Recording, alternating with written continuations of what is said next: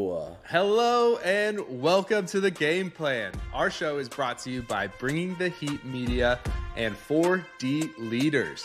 This show is dedicated to using sports to create positive change. So be ready to get inspired, uplifted, and empowered through thought-provoking conversations specific to the world of youth sports with some of the top minds in the game. I'm your co-host, Trevor Rosenthal, MLB All-Star and single-season save record holder for the St. Louis Cardinals, with Jason Holzer, co-founder of 4D Leaders and best-selling author. Hey, everybody, we got a great show coming at you today. We're excited to be here along with Jason. And before we jump into it, I got to say, this has been on my mind. So listen to me for 1 minute. And you might not like to hear it, I know, but this is for me as well as everybody else.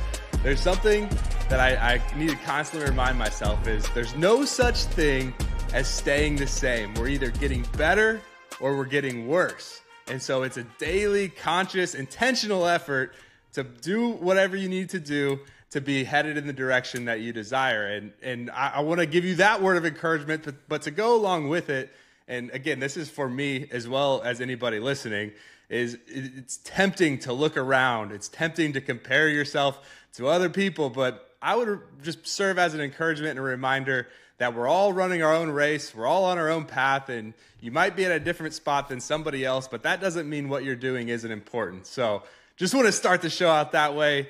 Jason, good to see you, man. I'm really excited about today. What's going on with you? Well, it's a classic saying of if you're not getting better, you're getting worse, right? And if you think of it from a nature perspective, like think about water that's staying still for a long time.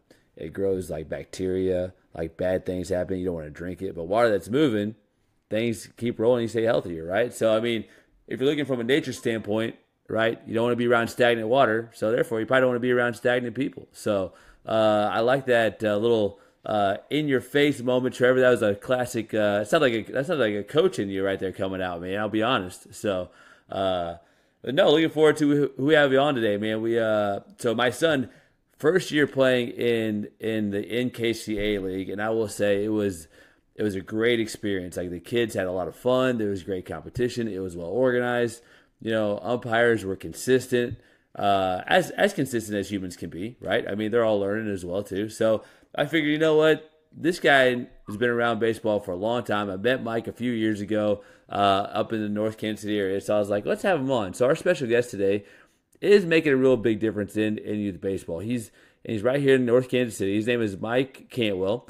He's the executive director of the NKCA, one of the largest baseball leagues, not just in the Kansas City area, but in the region itself. So he has a big passion of developing the whole athlete, not just out there to play baseball and see how many pros we can develop through his league, but really creating an experience that is great for every kid, regardless of their skill level. So, Mike, welcome to the show today. Excited to have you here. Thanks for joining us. Yeah, thanks for having me. I'm super excited to be here. And really, Jason, just to echo the season a little bit about the experience you guys had, you obviously had a great coach. And I know you helped out quite a bit, but Ed is a fantastic coach. He's been around our program for many years and with his older children. And what a great experience to have him as a coach for your players. Talking about doing it the right way, you know. And Trevor, just a little bounce back off of the things that you led off with. You know, we have an opportunity to only control what we can control, right? So our attitude and our effort, those are the things that we can make happen. And so when you wake up in the morning and put your shoes on and do the things that you're talking about and making a decision for what's right and do what you can do, it's your attitude and effort. It's where it starts. Yeah, 100%. And it kind of comes along with the show and talking about youth and, you know, being a dad myself, being an athlete myself. I see how fast this time goes by.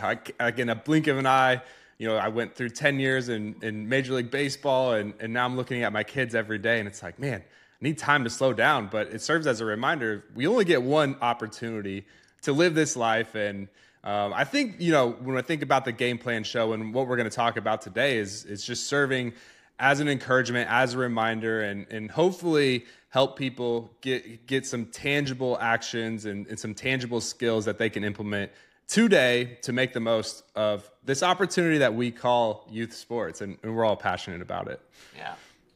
Excellent. And, Mike, to your point, my son's team, when we played in spring first time, we didn't know what to expect. And we played some really good teams. And let's be honest, my son's team, we got rolled a lot. But they wanted to keep playing. And it was a testament to our coach, who was focused on the little wins, the little victories. And that kind of goes into with youth sports, there's all kinds of different skill levels, right? And you're kind of I don't really know where we're at. We're kind of have some skill, but as a group. So one thing is the quality of coaching, right? Focusing on the bigger picture things. How have you, what kind of strategies has the NKCA program and yourself implemented to really focus on, it's not always about if you win the championship or the tournament or the league. It's more about what are those little wins that keep kids wanting to play. And how do you ensure that your league holds on to the values that it says and it shares? Absolutely, 100%. As you guys might know, teams that come in our program, they're considered their own entity or their own organization. So we do all that we can to engage with coaches, reinforcing those good behaviors, that things that Ed already kind of embodies, or coaches like Ed, when they can get the most out of the player. And we focus on those teams playing league. And of course, we realize that strong quality coaches mean so much to a program like ours. And really our ultimate goal is to contribute to that, to the development of the youth in becoming leaders in our program, in our community through the game of baseball. I guess a couple of things that we've done here over the years, we've aligned ourselves with the Kansas City Royals Amateur Development Program. And the Kansas City Royals have been gracious enough to allow us to host our coaches conference at Kauffman Stadium. So it's a nice little draw for those teams to show up to that event, where we can instill some of the things that we want those coaches to embody, positive coaching, different things along those lines. We give them the tools around the development of players, or the RADS program the Royals Amateur Development Program has really streamlined great access for these coaches to become better and to gain and get the most out of these kids. Yeah, kind of a quick follow-up on that, Mike. I mean, this is something that I've been kind of contemplating lately, and talking about, you mentioned the coaches that you identify, that you align with, and you recognize that they're doing a great job. But of course, in life, there's always individuals and people who don't align, or maybe, in the simplest terms, they maybe just haven't been educated, or just don't understand what the ultimate goal is in any sort of venue. And do you guys have a specific strategy? Obviously, you want to continue to build up the coaches that are in alignment with the views of what you guys are doing as an organization, but to come alongside maybe an individual that could be a little bit off track, is there any specific strategy that you have to help them, or to maybe bring them in to a program like RAD? Well, there's not a model put in place that says that if this happens, then this, but we address those situations in a one-off, and we work with those coaches with what they might need. And then we point them in the direction of, hey, this is the best way to do it. This happened, and now let's go down this path to try to get you the tools that we need to get you where you need to be. There are, of course, in our program, and I'm not sure, maybe I'll take a little credit, I don't know. We've been around now for this next year is going to be 80 years. But my predecessor, I'm sure, has a lot to do with this as well, and how he taught me. But, we have such a great group of coaches, and really always have. I think the coaches that might be challenged are such a small percentage of folks that are kind of going to find themselves out, if you will. And so they either work it out or they work themselves out. And so, we do everything we can to help support them to make it a more positive experience for those players. And that's ultimately what we're after, is we're in the memory making business. I've said that for many, many years now. I've learned that from my peers in the business. And I've kind of used that as my cornerstone on what we can do to continue that, memory, for these players. And so anytime that there's a guy or a girl, for that matter, that maybe is not quite where we would want them to be in terms of teaching these kids. But it's delicate balance because these teams, like I said earlier, they're their own entity. They're their own organization. They just choose to play in our program. So we're a little different than like maybe a YMCA or Parks and Rec, where they have the host of coaches that they funnel kids to. Teams come to us already with their own full roster. So it's a little delicate in terms of telling a coach that you can do this and you can't do this. But when we see those opportunities, number one, we provide them with the tools through positive coaching and everything's along those lines. When we see something that's off, we address that and we give them the tools that are necessary to make that better and make that right. And of course, there's rules in place that prevent coaches from going completely off kilter, and we try to. Well, we certainly do. We hold people accountable to that as well. But those are last case resorts, and thank goodness that's a very, very small percentage of my job. It's not my most favorite part of my job is dealing with difficult coaches, but it has to happen. Well, I think you kind of hit the nail on the head, and what I was kind of getting after there is, this organization has been around for 80 years, and the strongest form of influence and leadership that you can have is leading by example. And to your point, it's not necessarily abandonment. It's just, hey, this is how we do things. This is how things have been done, and this is the purpose behind it. And you've had great results because of that. I mean, it's a long-standing history of the organization. So very cool. I mean, that's actually an incredible feat to be an organization that's lasted this long. We need to work on some celebration next year being 80 years, kind of a milestone. I think the community would enjoy that too. Even you tell me about it, it's like, man, like that's something to recognize and to be proud of. And, I imagine everybody in the community would feel a sense of pride to be a part of that. Yeah, for sure. And Mike, we kind of get into this a little bit too, but, the values that I've seen NKCA, like just live out too. I know you talked about encouraging and having a fine balance because they're not like technically like your NKCA coaches. But let's talk about coaches that maybe they're dads that are coaching, all right? Or maybe they're little Jimmy, little Johnny wants to just play baseball. What are some advice you would give to maybe first time coaches or coaches that are in it, like they're well meaning, they just like don't know any better really? It was like, how would you direct them to like, what? Find the small victories. Don't worry about the scoreboard, but focus more on the experience piece of it. Is there some like one or two things that you would tell like a new coach or a dad that's coaching about like how to go about it? Yeah, there's probably a cookie cutter answer for that, but it's certainly not a one size fits all. There's probably many ways to slice the pie, so to speak. And I don't know if I have that one answer. But with that said, I think from time to time, coaches confuse motivation with yelling or telling their players they should have done X when they did Z. And that typically happens in the moments during a game, in front of their peers, in front of the parents.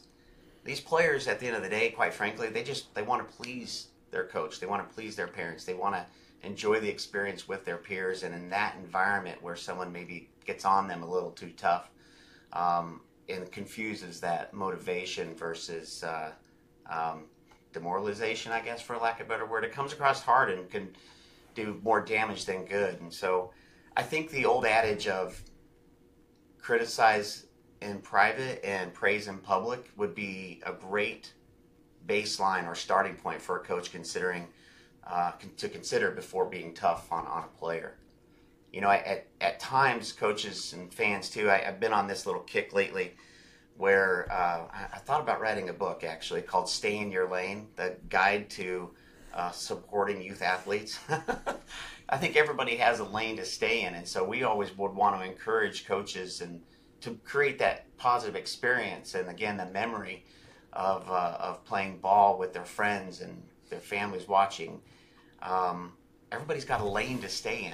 Fans, their lane is to cheer. That's why they're there. They're not there to yell at their player about keeping their elbow up. They're not there to yell at them they should have run faster or whatever. Just be encouraging. They're there to have a good time with them and not argue with umpires, from the stands, all those types of things. Those things tend to be more harmful as well. But, it's that car ride home that these parents should be worried about. And what is that going to look like for them? How am I going to encourage my player and to do all those things, to do better? Maybe it's just listening to them on the way home and seeing what kind of experience they had and responding off that versus saying, hey, you should have got down on that ball. It's those kinds of things. I think that there's a lane there for them to stay in. Coaches have a lane. They're to get the most out of their players through a positive environment as they possibly can, the best they can get from these kids. That's their lane. Their lane is not there to argue with the umpires on a close play at the plate.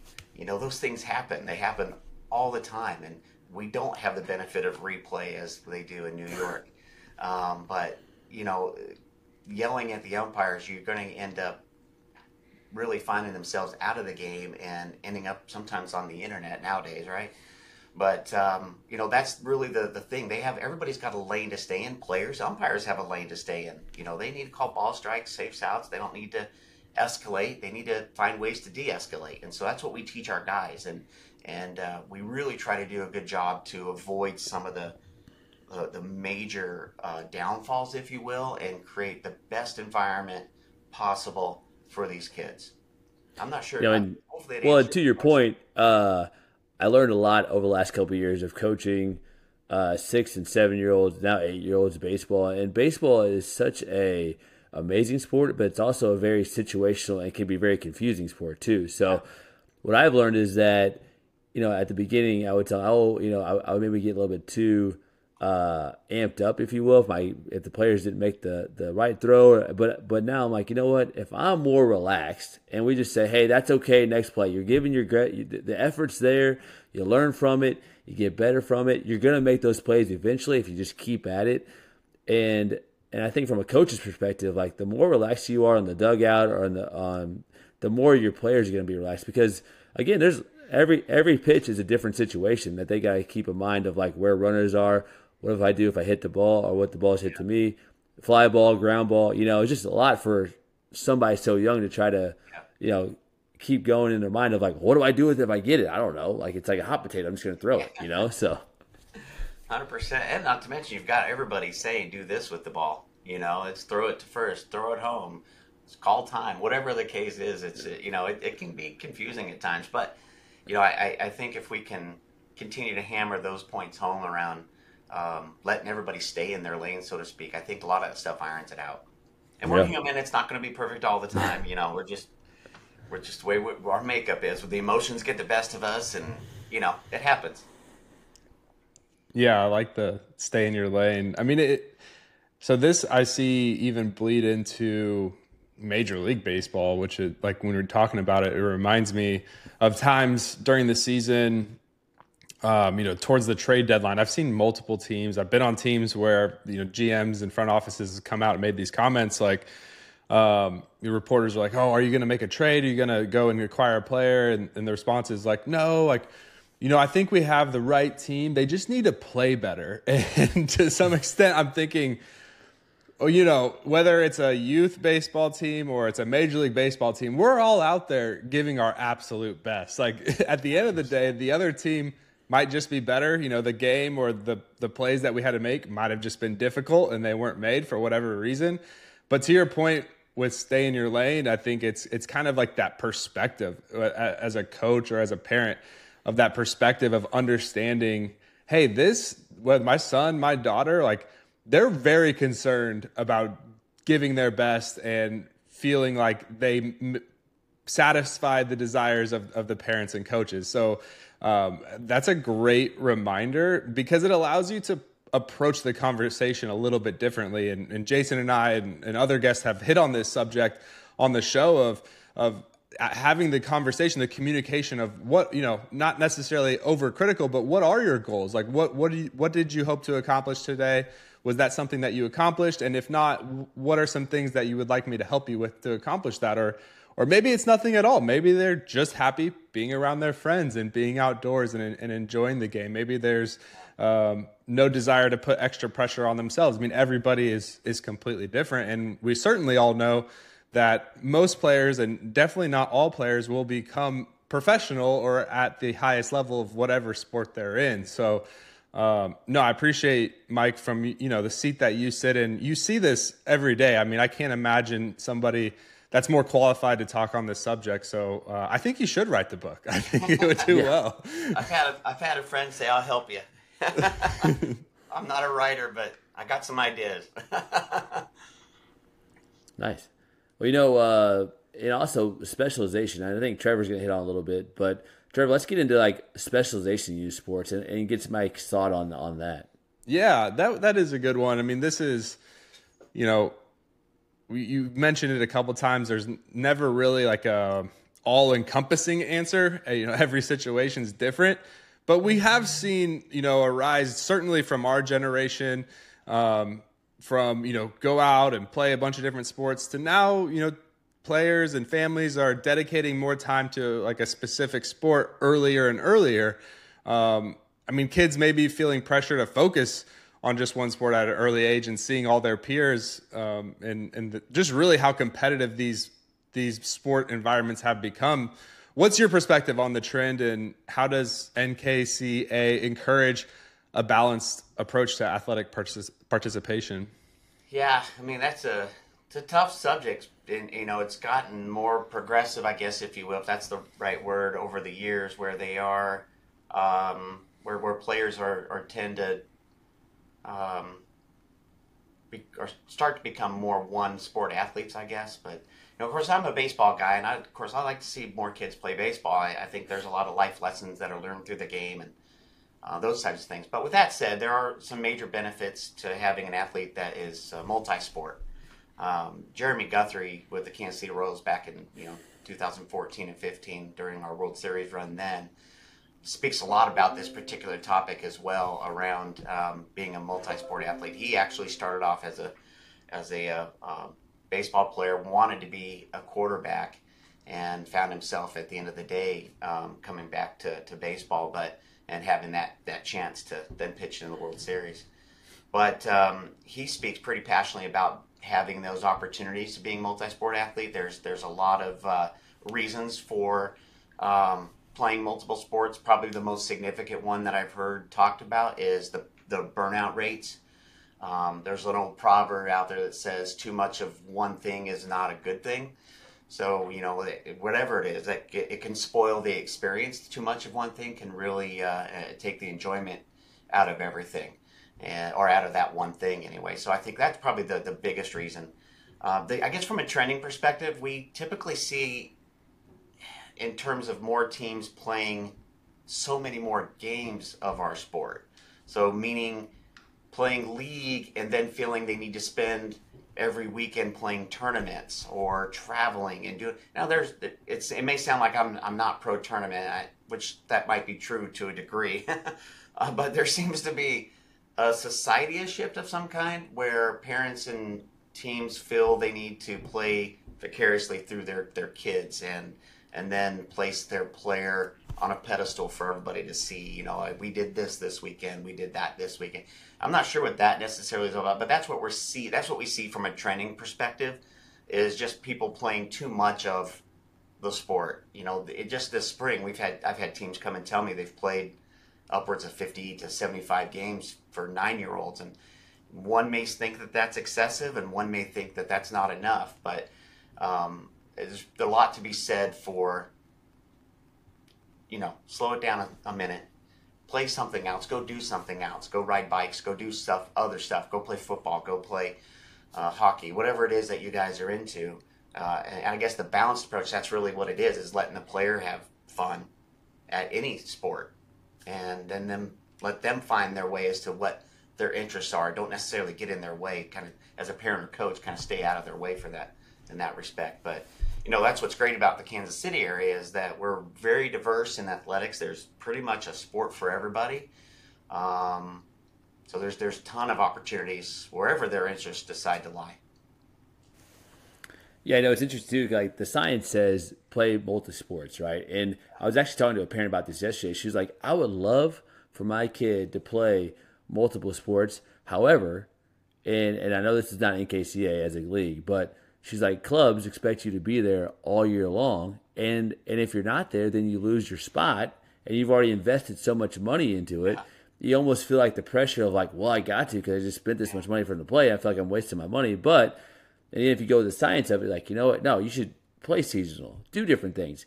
Give your kids a break. Like let them miss the sport. I personally believe that if you don't do something for a month and your kids start asking about, hey, when's the season gonna start again? When are we gonna practice? Then that's an inkling to know if like your kid really likes to do it, the sport, or they just like to play with their friends. And that's a fundamentally different approach if it's a social thing or if they want to get better at it as well too, right? So I think like giving kids a break on whatever they're doing, you really get to see like, do they do it on their own? Do they ask you to come and help you? Do they, can't wait for the season to start again?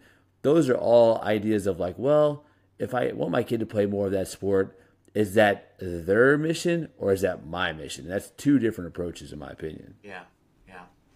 And it's like we've seen that. We've seen kids who decided to, I don't know, leave their club, so to speak, because at the end of the day, they just want to play with their friends, their peers that are going to school with, things like that. Not necessarily, the club investment on the kids' side. They've got to want that more so than the parents, I would guess. Yeah, and I think it ties into, this phenomena of, you can call it social media or just media in general, where we're bombarded all the time with advertisement and marketing that tells us where we put our dollars, and the more dollars we spend on a certain thing will return us the reward that we desire. And I think this gets filtered down into the youth sports arena, and I see it on a business side where parents believe if I spend more money and I dedicate more time to this sport, that's going to in turn create a result of the outcome that I desire. And it's just not necessarily true. I mean, certainly there's mechanical aspects to how much you train a skill and the development of it, but it doesn't necessarily increase the odds of you getting the ultimate goal that you desire. And so again, it's just kind of going back to the perspective of it all. 100%. I could not agree more with that. We've heard stories where folks have invested into their kid in this way and monetarily, and then in hopes to get a college scholarship of some kind. And we know where college scholarships lie in the baseball world. It's not like football. And so it's interesting because you're like, wait a second, you could really have taken that same amount of money and put it into savings for your kids for college and paid for college all in, and had them have maybe a different experience with playing with their friends or whatever the case might be. But it's not foolproof, and it's not for everybody. But there's a lot of reason why some of that stuff is a little diluted in the world today. Certainly, and it's it's like you said, it's a balanced approach. It's taking all options into consideration, and too much of one thing could turn into a bad thing. And so if you're banking on your son or daughter becoming the next superstar and the debt that you took on to get them there, you think they're going to pay you back, I would caution you that that's probably not going to be how it turns out. Yeah. It wasn't from personal experience in my example. I had, when I was a kid, I played in this league when I was a kid. NKCA, I played there in 1985. I remember selling all the chocolate bars to pay for my league fees. And my mom and dad said if I wanted it, I had to go get it. And so that's what I did. And I ended up being the top salesperson for the league at 12 and under. I won a BMX bike. And I got to play baseball. You still have that bike today, right? I wish I did, but I think I snapped the frame. I don't remember. Too much BMXing. Yeah. No, I mean, it reminds me of a conversation I had recently with my parents. And my parents told me that they've had multiple people come up to them when they talk about my career and being a Major League Baseball player, and their responses along the lines of, oh, it must be great for you guys. Like, Trevor has made it to Major League Baseball. Now it's all fine and dandy for everybody. And their response is kind of like, how would that affect us? Like, yeah, we're proud of him, but that's his life, right? Yeah, it's nothing to do with us. Yeah.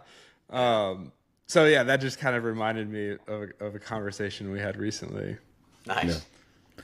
Well, Mike, appreciate you joining us today. A lot of great insights, and just share more about how people can get more involved in NKCA, more about like the program you're partnered with, and also, by the way, who they share our show as well, the RAD program, just to give more and even better resources for coaches to create a good experience for kids. Yeah, I'm going to see if I can prepare for the. You can go to Royals Amateur Development. If you Googled that, you can get to their website. They have laid out everything that you need to know about youth sports, including detailed practice plans that they use for their in-house organization teams. You know, their up and coming baseball players. I mean, they have practice plans set for people. They have all kinds of different development tools out there on their website. But the Royals Amateur Development Program is amazing. And, you know, quite frankly, if I could just spend just one brief moment on the Royals and Blue Cross Blue Shield recently put out a documentary called Not Good Enough. And it talks about the pressures of that is on these youth athletes to perform.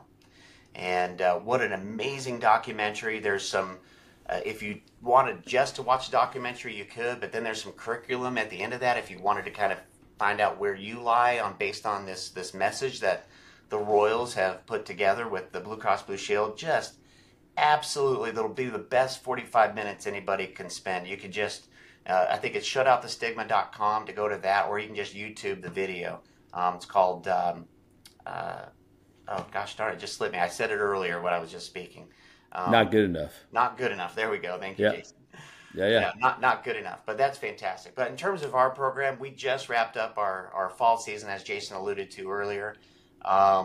We are going to start now preparing for our spring season. More information will come out on our website about mid-November for spring. Registration will start in January. But nkcabaseball.com is our website.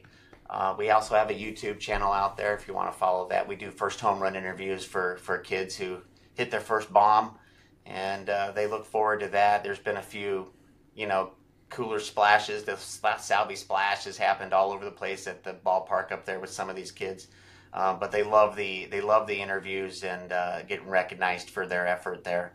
But we do that for the first home run interview. So YouTube's a great place too. We have an NKCA baseball YouTube channel. But look forward to 2025. It's going to be our 80th year. It's crazy. So we'll have to do something fun. Yeah.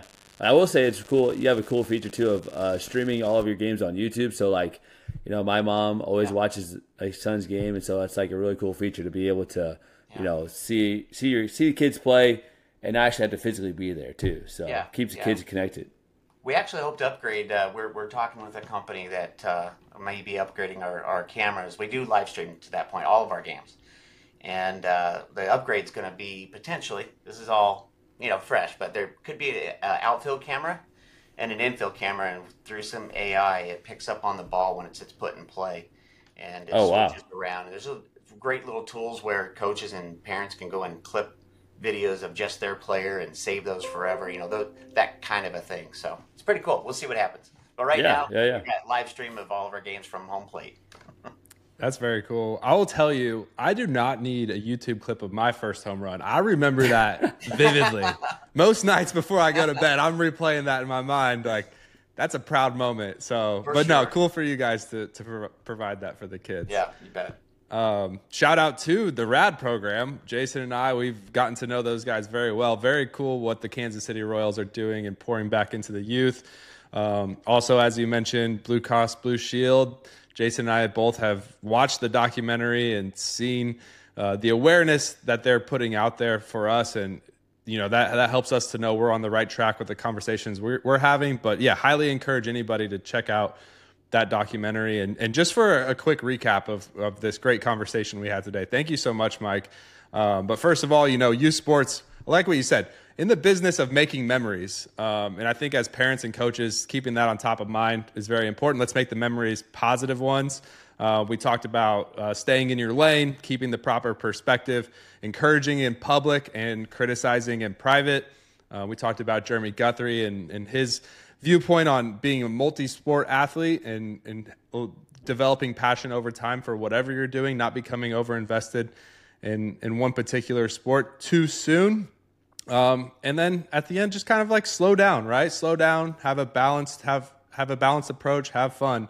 And that's what ultimately sports should all be about, especially at the youth level. So, no, this was really good, Mike. I think it's evident the expertise that you bring to the conversation. We really appreciate you sharing all the wisdom here today. No, thanks for having me. It's great. Hope you guys get a ton of views and it benefits somebody. Definitely, yeah. All right. Well, Trevor, man, hey, great show as always. Thanks. We're excited about some of our guests we have coming up as well. Be sure you follow Trevor on Instagram, Twitter. Well, I guess it's X now. I can't really keep track.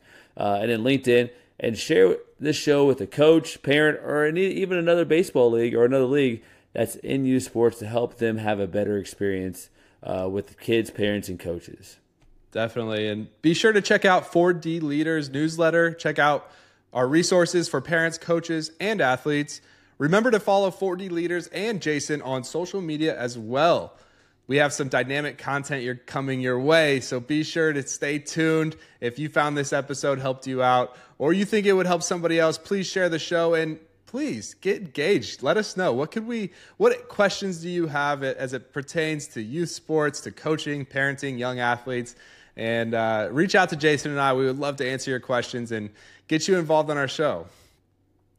Yeah, that's a wrap on this episode. If you liked it, give it 5 stars, leave a review. Thanks for tuning in to the Game Plan Show, and we will see you next time.